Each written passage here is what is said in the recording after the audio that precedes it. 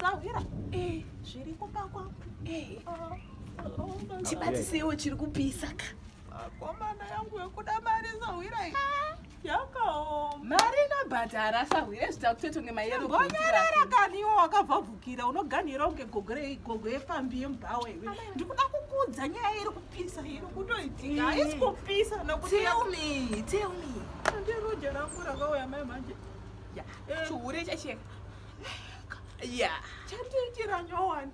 handina umwe murume munhu wamagonyeti izvezvizvi vakanamirana mumba Jesus. Asawira ndakakutsura nhau yako yekuudza maloja ane upfambi mumba.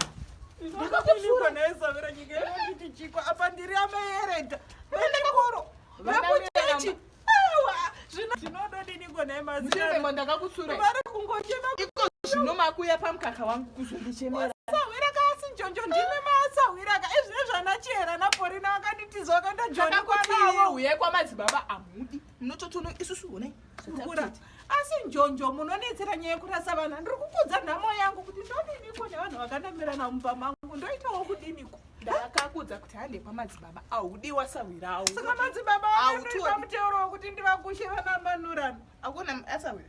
smart ikani naimi uno kutopedza nguva unondibandisikuda ukona smart yandakarowa nemadzibaba evavo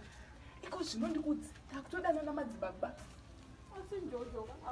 ndakutodanana namadzibaba ndiri kukudza problem yangu kuti muroja wangu anamirana nemurume wemunhu kumba wakutaura zvamadzibaba ndoisorovha sei iwo wakutodanana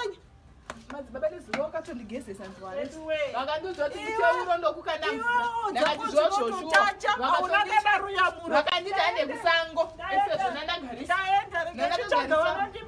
ndakatotika ntoendawo ikoko kuna madzibaba nisiye zvangu todana namadzibaba